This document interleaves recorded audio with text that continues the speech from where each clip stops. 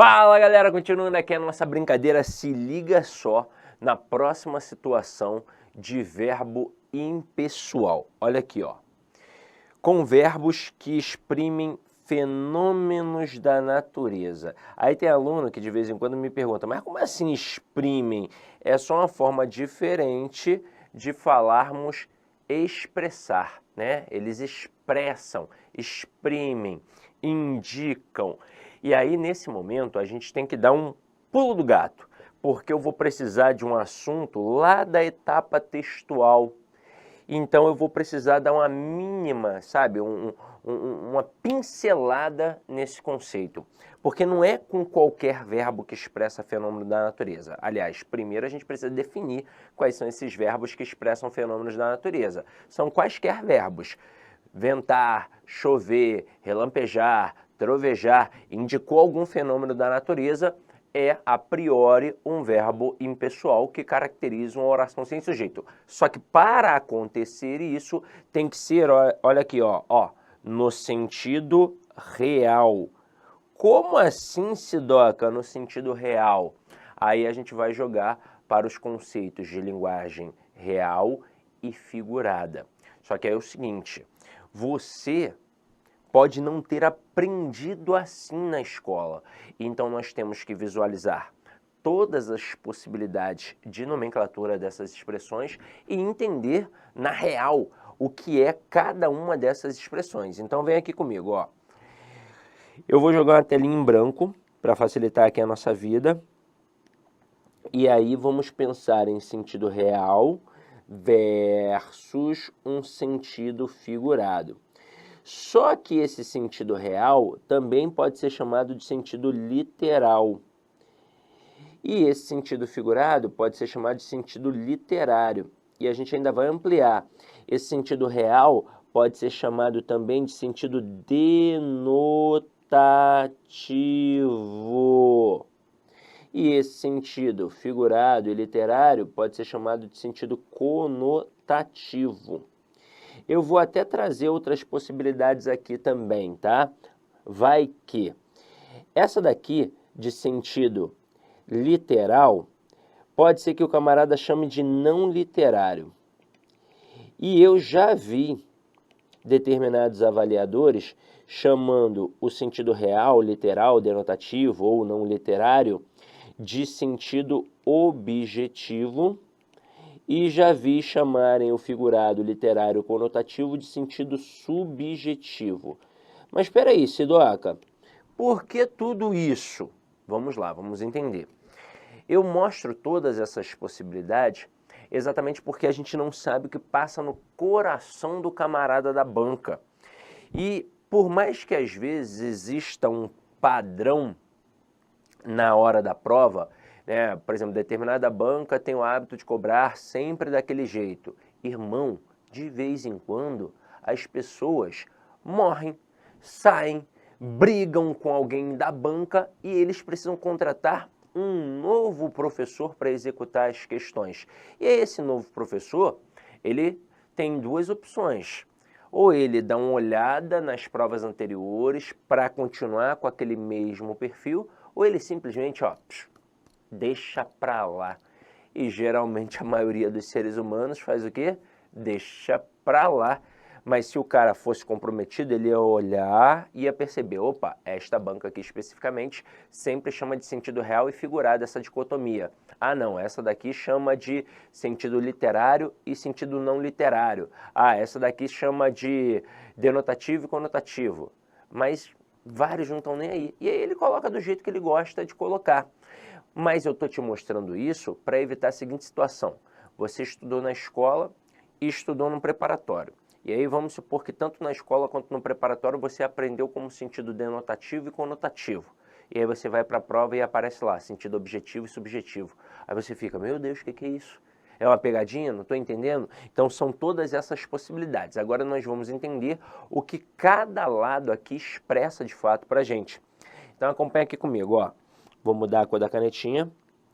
Essa primeira aqui, o sentido real, literal, denotativo, você vai lembrar que a professora na escola, quando apresentava esse denotativo, puxava uma setinha e escrevia dicionário. Por que a nossa tia da escola fazia isso? Para mostrar que era uma palavra dicionarizada. E já que é uma palavra dicionarizada, ela foi escrita dentro do sentido original. Como assim original, Sidoca? Ora, ela tanto está no sentido original que ela mereceu ser dicionarizada. Mas o que é isso? Abre o dicionário que está lá o conceito. Já essa figurada, literária, conotativa, você vai lembrar que a professora puxava uma setinha desse C e escrevia contexto. Por que a professora fazia isso? Para mostrar que era um contexto diferenciado, que não era um sentido original. Então essa estrutura é fora do sentido original. Sidoc, explica isso um pouco melhor para a gente. Claro, sem problema. Vamos lá, ó. Vou pegar a palavra pedra. Aí eu digo que ontem eu comprei meio metro de pedra, tá ligado que pedra a gente compra por metro, né? Então eu comprei meio metro de pedra para construir um muro em minha residência. Aí quando você pega a palavra pedra neste pequeno texto, você percebe que ela foi empregada dentro do sentido real, do sentido denotativo.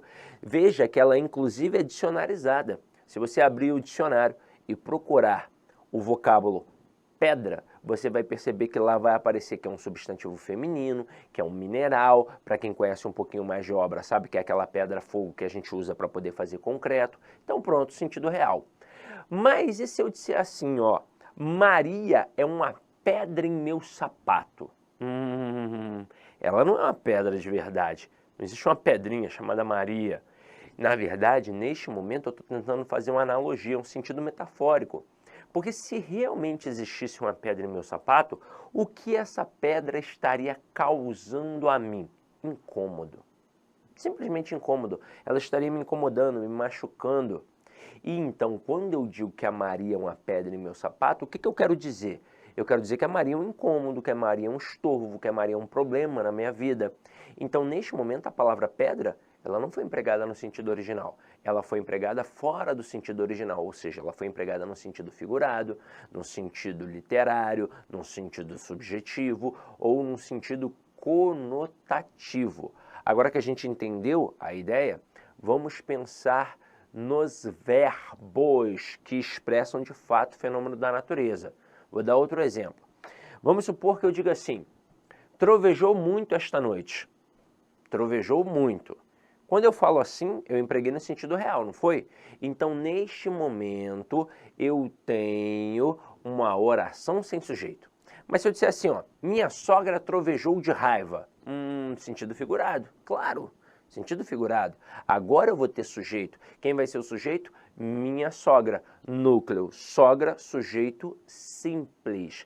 Mas existe um verbo que é bem perigoso. Foi até o verbo que eu trouxe aqui pra gente. É o verbo chover. Vamos analisar algumas possibilidades para você perceber como um avaliador pode ser traiçoeiro, tá? Então acompanha aqui comigo, ó. Vamos voltar aqui para a nossa telinha. Eu vou colocar mais duas frases. Tá, que choveu muito ontem, eu vou colocar choveram exercícios na aula. E vou colocar aqui, ó, choveu granizo no sul. E vamos avaliar frase a frase. A primeira frase, choveu muito ontem. Sentido real ou figurado? Ora, sentido real.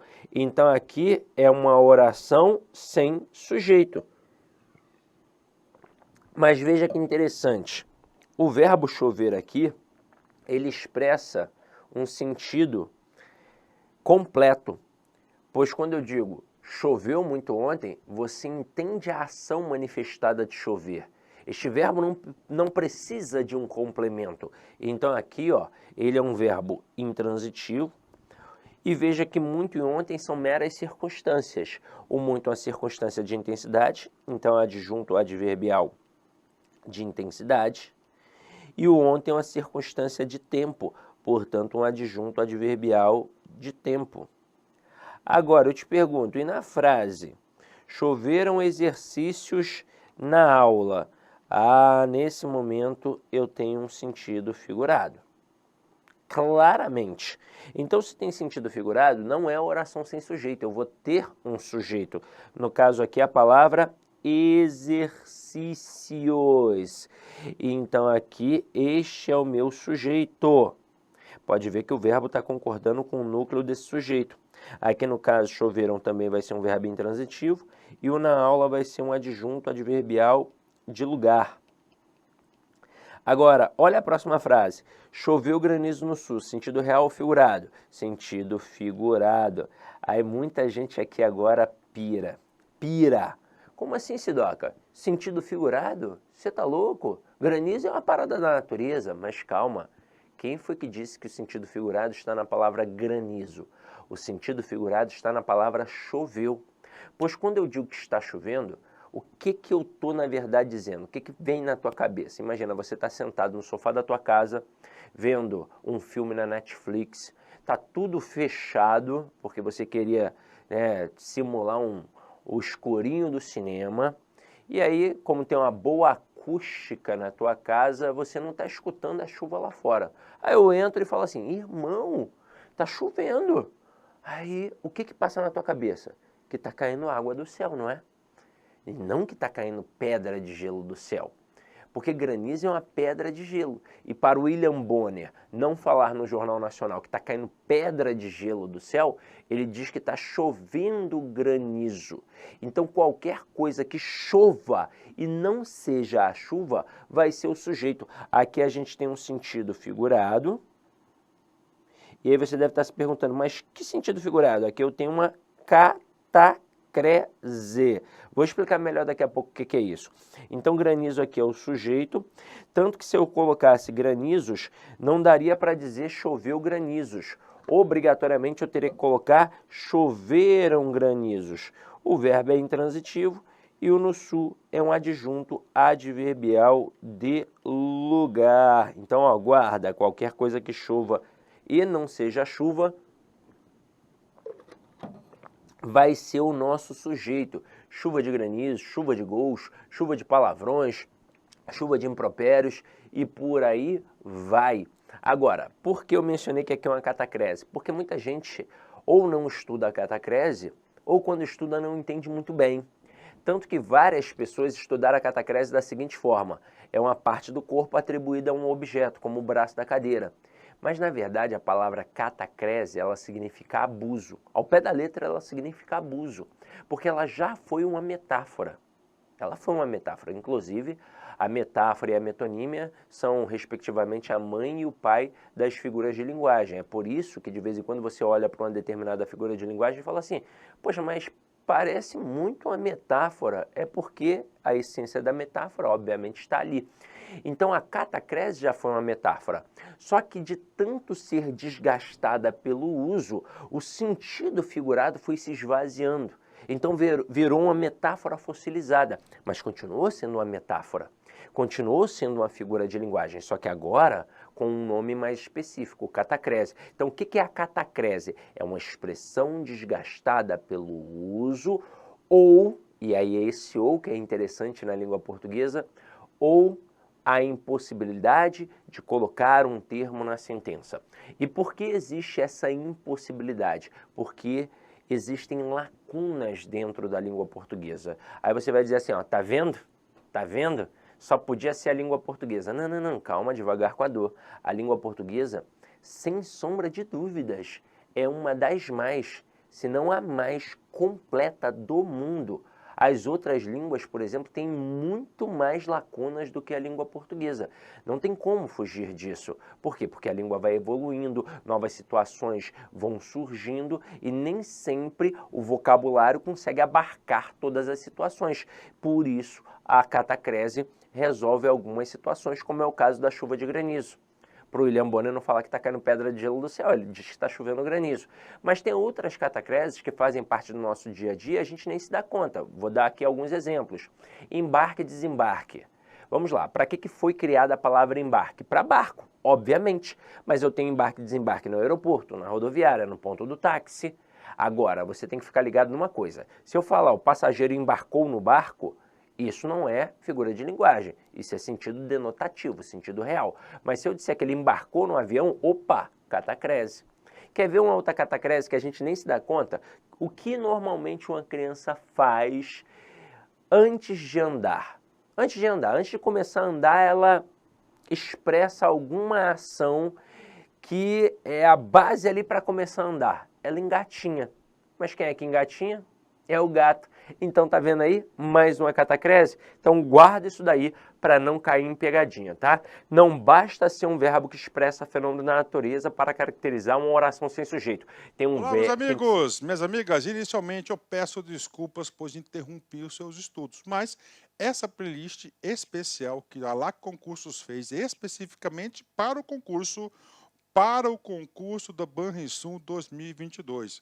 Nessa playlist nós vamos colocar 200 videoaulas do nosso curso. Só que o nosso curso tem mais de 200 aulas, isso garanto para você. Gente, essas aulas são demonstrativas, é para você ter conhecimento da qualidade e a seriedade que nós trabalhamos aqui a questão de concurso público.